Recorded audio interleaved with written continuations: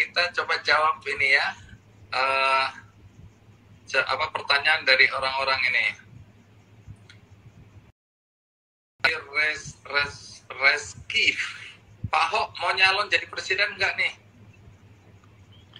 Tuh, kalau nyalon presiden bukan urusan saya, urusan partai politik ya. Oke, jadi itu aja jawabannya. Memang begitu kenyataannya. Kita harus belajar realistis juga kan. Ya, kalau ditanya keinginan pribadi ada atau tidak? Saya kira kalau semua orang politisi pengen jadi presiden kan, itu paling top kan. Anda ini ANS atau politisi? Saya profesional yang kerja di politik. Ya, kan? Jawaban apa itu? Saya profesional. Gimana? Yang kerja di bidang politik. Yang kerja di bidang politik. Jawaban nggak jelas itu. Nama juga orang politisi begitu, ngambang. Oh iya. Kanan kan. Kalau politisi selalu nggak jelas gitu ya. Sama katanya ada dua jenis orang jangan dipercaya, politisi sama tukang jual mobil bekas katanya. Emang apa beda? Apa persamaannya itu? Nggak jelas mana dempul nggak dempul di mobil bekas itu. Oke, ini sebenarnya pertanyaannya Rosa ini sama ya. Enakan jadi gubernur apa kerja di Pertamina? Sudah dijawab. Pak Ahok, apa tanggapan Pak Ahok tentang anak-anak muda yang jadi staf khusus yang mengisi posisi menteri? Bagaimana Anda melihat anak-anak muda yang jadi menteri ya Pak Ahok? Ya, saya kira bukan soal umur ya sebetulnya. Dan saya suka bilang kita sama anak muda, tahu nggak? Jangan orang menghina kamu karena kamu muda gitu loh. Justru kamu harus menunjukkan kamu punya akal budi, punya pengetahuan, punya hikmat lebih baik daripada orang yang menganggap dia tua. Tapi jangan juga menganggap orang tua itu gak guna. Jadi balik lagi ke karakter masing-masing. Hasil survei terakhir yang jadi CEO bagus justru tahun 60-an, 70-an tahun. Nah, lebih pengalaman. Jadi sebetulnya zaman sekarang bukan mengatakan kamu umur berapa sebetulnya. Karena kalau bilang pengetahuan zaman ini, semua orang bisa tanya sama Google. Kalau mau pengetahuan tinggal ketik aja, bisa keluar semua. Yang kita butuhkan saat ini adalah kamu tahu nggak memutuskan mana yang bisa kamu kerjakan dan mana nggak bisa kamu kerjakan. Mana yang kamu ubah, mana nggak bisa kamu ubah. Nah, itu yang lebih penting kan. Oke, jadi bukan bicara tua muda ya?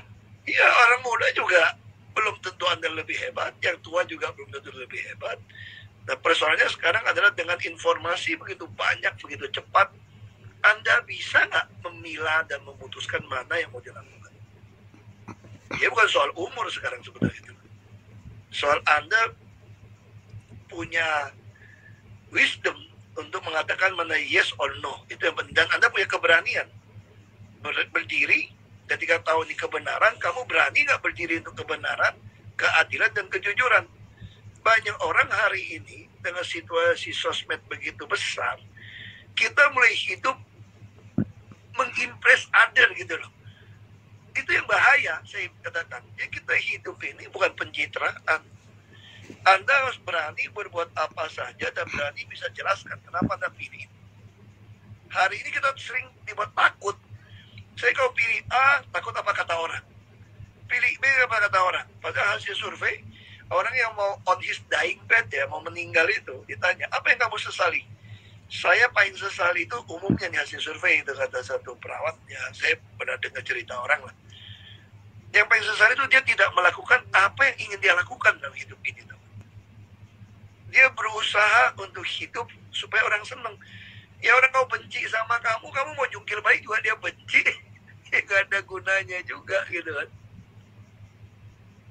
Nah, itu saya kira itu, saya nggak pernah persoalkan Anda mau muda, mau tua, mau apa, saya gak, atau mau perempuan, mau laki-laki, ya saya kira itu bukan sesuatu hal yang aneh gitu.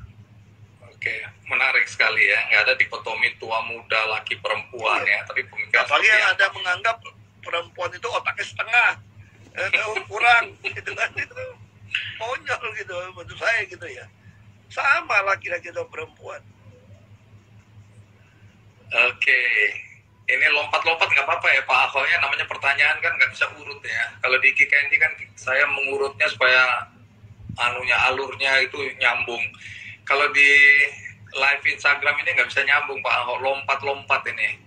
Ada yang bilang Pak Ahok, saya lihat Pak Ahok posting 2 boneka yang katanya pemberian Didik Kempot ya. Boneka apa tuh? Terus bagaimana ceritanya?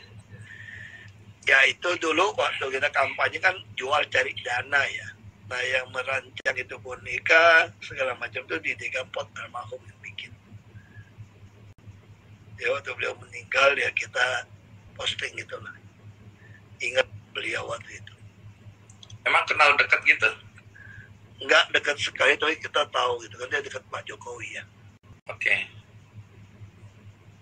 Terus, kalau ini ada, ini dari Ibu Ira ini.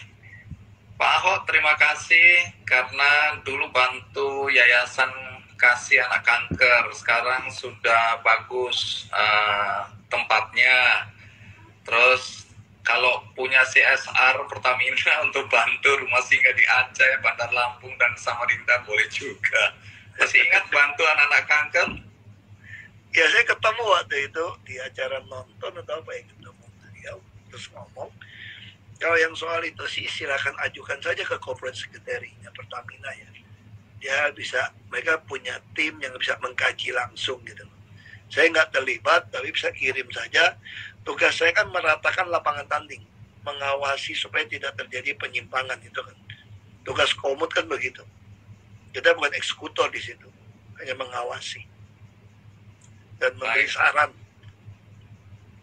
Kalau gitu, tadi saya lihat selintas, Pak Ahok, bagaimana Pak Ahok melihat atau mengatasi mafia migas? Ini Sebenarnya gimana mafia migas itu cuma istilah gitu ya. Menurut saya itu ya oknum-oknum di dalam.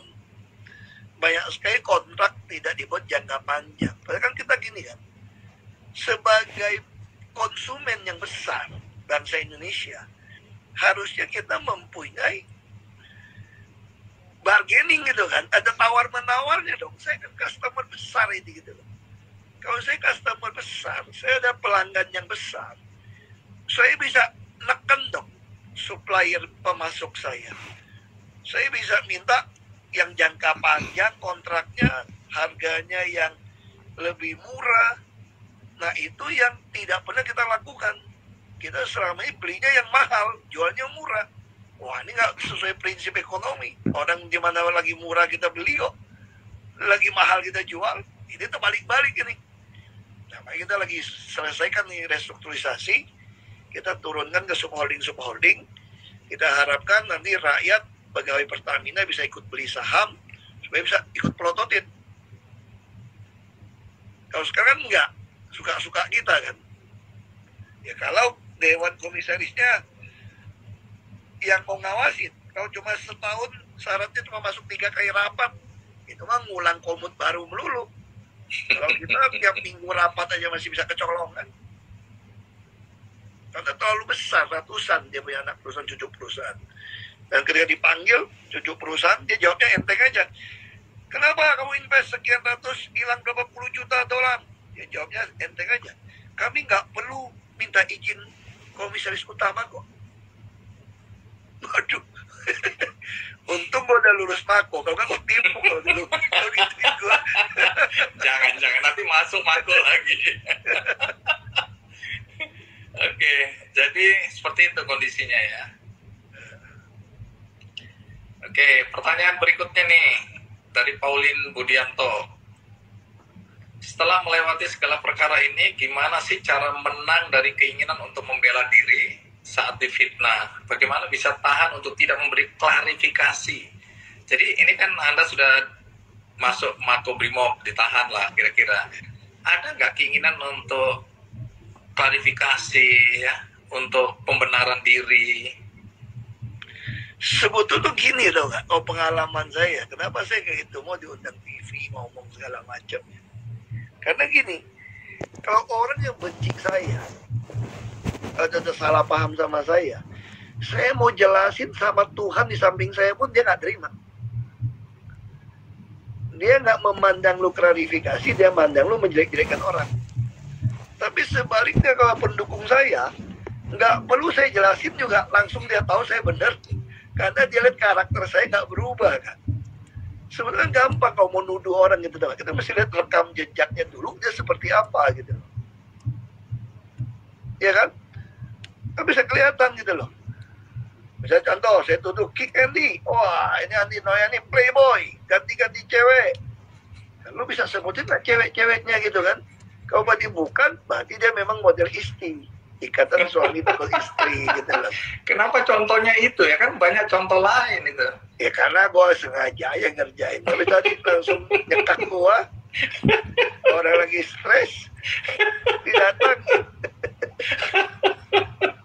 Oke, ini kita pecahkan rekor hari ini nih. Yang ngikutin acara ini sampai 7.429 Pak Ahok. Jadi selama saya live ini belum pernah mencapai rekor seperti ini. Ini termasuk yang musuhin Pak Ahok pasti nonton juga ini acara ini.